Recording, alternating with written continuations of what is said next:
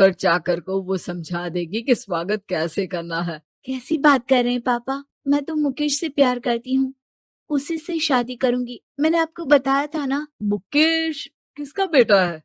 वो steel king Singhania का या वो जो बड़े ज्वेलरी वाले हैं मेहता उनका? नहीं नहीं पापा, अ, वो अपना ही काम करता है लेकिन एस्टेब्लिश नहीं है अभी। पापा, वो आपके पास कब आएगा? जब कुछ बन जाएगा। आप प्लीज थोड़ा सा वक्त दे दीजिए। पिता को शिल्पी की बात पर गुस्सा आ जाता है। वो उससे कुछ नहीं कहते और शिल्पी की माँ के पास जाते हैं। ये संस्कार देकर बड़ा किया तुमने शिल्पी को, और कैसे मैं किसी भिखारी के साथ उसकी शादी कर दूं? कौन है ये मुकेश?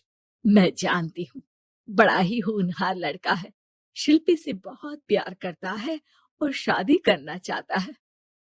अरे ऐसे कैसे मैं किसी से भी अपनी बेटी की शादी कर दूं? कोई भी उठकर आए और कहे कि मैं शादी करना चाहता हूं तो मैं शादी कर दूं?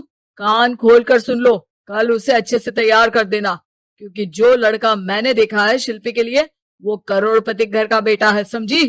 लाख मना करने पर भी शिल्पी को उस लड़के से मिलवाया जाता है जो उसके पिता ने उसके लिए देखा था। देखिए, मैं किसी और से प्यार करती हूँ और उसी से शादी करूंगी। ये तो बहुत अच्छी बात है कि तुम किसी और से प्यार करती हो, क्योंकि मैं भी किसी और से प्यार करता हूँ। लेकिन शादी तो हम दोनों को ही करनी होगी, जानती हो ना, ये बिजनेस और ये सारा कुछ। शिल्पी को समझ में नहीं आता कि वो क्या कह रहा है, लेकिन वो समझ जाती है कि वो लड़का भी किसी और से प्यार करता है। पिताजी, वो भी कह रहा था कि वो किसी और से प्यार करता है। हाँ तो करने दो ना, हमने तो नहीं रोका। तुम अपना देखो, शादी के लिए हाँ कर कर गया है वो। लेकिन क्यों? अरे वो और मैं दोनों ही एक दूसरे से प्यार नहीं करते, फिर शादी क्यों कर ले? पापा, एक बार सिर्फ मेरे कहने पर आप मुकेश से मिल ले। पिता शिल्पी के कहने पर फॉर्मेलिटी के लिए ही सही, लेकिन मुकेश को घर बुला लेते हैं। देखो ज्यादा वक्त नहीं दे पाऊंगा, ये बताओ कि शादी के बाद कहाँ रखोगे उसे?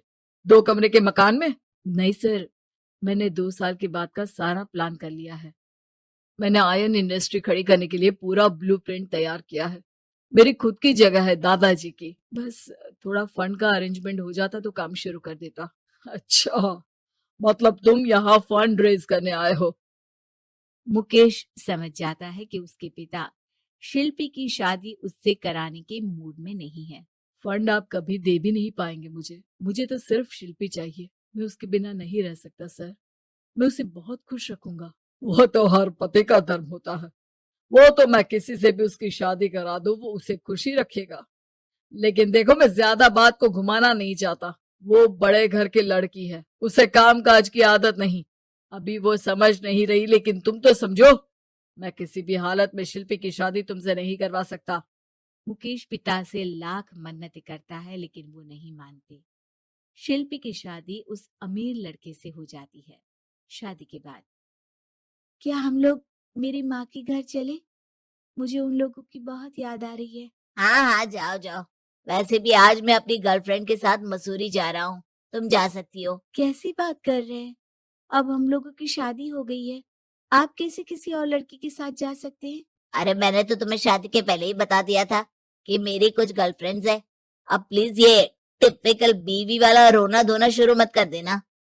शिल्पी पिता के घर जाती है और माता पिता को सारी बात बता देती है। इतना गंदा इंसान निकलेगा, मैंने तो सोचा ही नहीं था। अरे क्यों कराई मेरी फूल जैसी बेटी की शादी ऐसे घर में?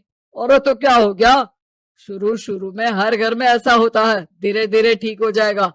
और वैसे भी उन लोगों के साथ हम लोगों की एक बड़ी डील फाइनल हुई है, समझी? उन लोगों से रिश्ता बनाकर रखो, तभी पैसों की बारिश होगी। पापा, अब समझ में आया कि आपने मेरे साथ ऐसा क्यों किया।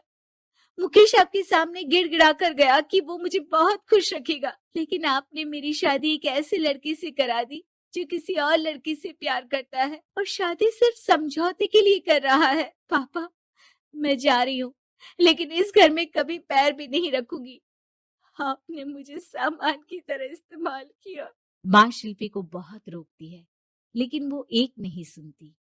कुछ समय बाद शिल्पी, मुझे नहीं लग रहा कि अब हम दोनों के बीच ये शादी और रह पाएगी।